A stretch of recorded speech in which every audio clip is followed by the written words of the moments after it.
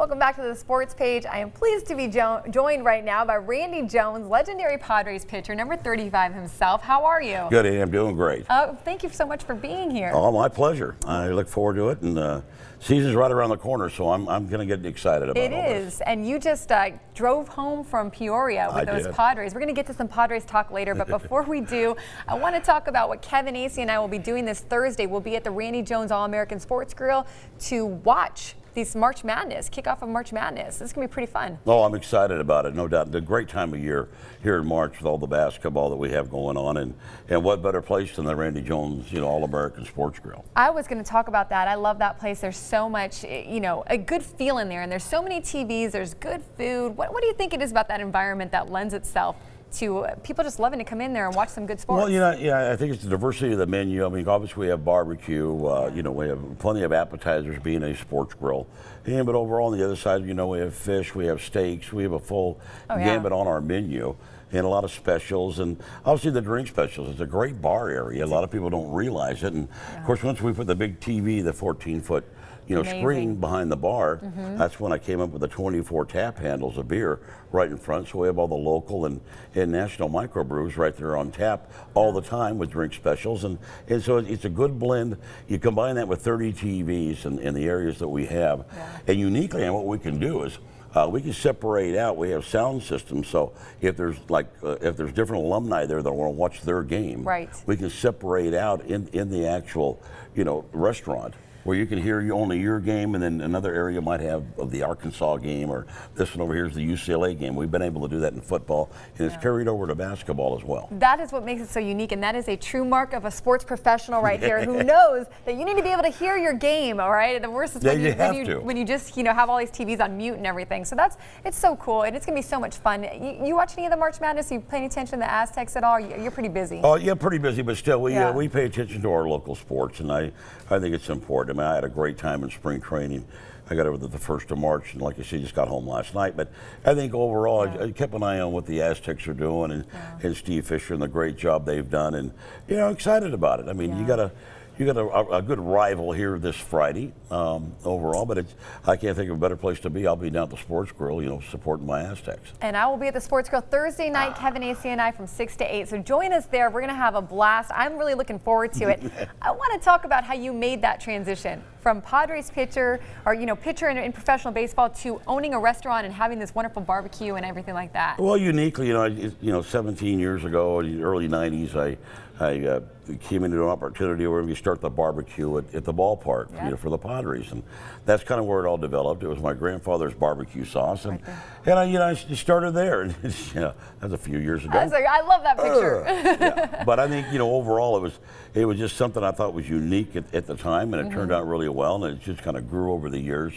And then the idea of a sports grill just really made a lot of sense. And I think what makes that more important, a great partner, Mark Oliver, is my partner there at the Sports Grill, and does a great job and knows how to run a restaurant. And I don't claim to know everything, and it's the people you have around you, and I've got a great staff down there, so I'm just really happy. I really enjoy going down there. It's a great environment.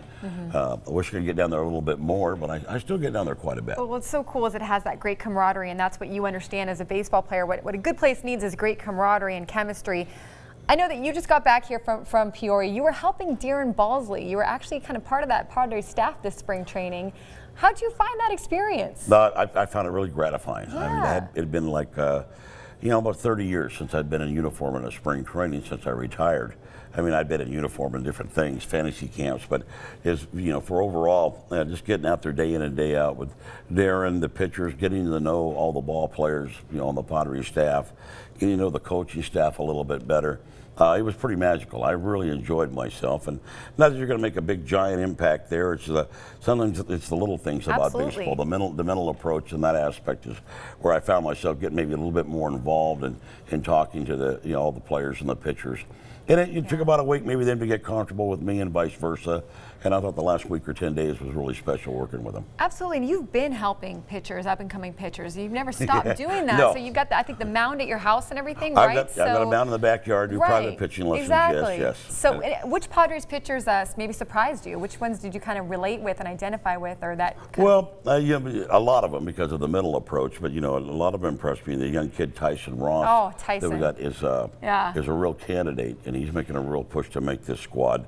And I think that, Clayton Richards is throwing the baseball really well. I think it's his time, I think, to blossom and be a little more consistent. And I saw all the earmarks there for him to do that. And you look at Cashner. Absolutely. I think he's just got a real desire to be a starting pitcher, and he's healthy, and he's working his way into it right now, and just trying to get his mind in the right spot. And I mean, a lot of these kids can make a real impact. Jim Stopper threw the baseball well. Stoltz did. But overall, I think the starting pitch, and I feel a little bit better about it now being out there than I did prior to. And we know the bullpen's going to be solid. Absolutely. We know that. Exactly. But the starting pitch is going to be one of the keys, and I really believe that we might have a few surprises there. You just never know. And that was a question mark, and Tyson Ross, I think, is making it very difficult for them to ignore him. He's been doing so well.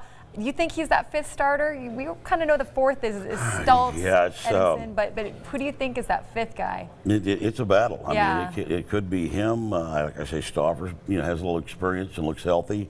Stoltz definitely looks healthy. I never really got into who the top five are. Yeah. Because I just know there's, a couple more weeks, 2.5 weeks of spring training, which will make all the difference in the world. Absolutely. You excited about this year? What do you like about this team right now? Well, being around for 2.5 weeks, what I really like is just the team concept. They all get it. I mean, they pull on the rope together. Yeah. Their camaraderie is absolutely amazing in the clubhouse and out on the field, on the bench. And it's incredible. It's something that, unfortunately, early in the Padre days, we didn't get to experience that too much. We had a lot of transition, maybe a lot of young kids looking over their shoulder too much to worry about any team camaraderie. Right. They were trying to stay in the big leagues. But to see these guys and how they're going to work, and they're going to have to do that. We don't have too many superstars on our team.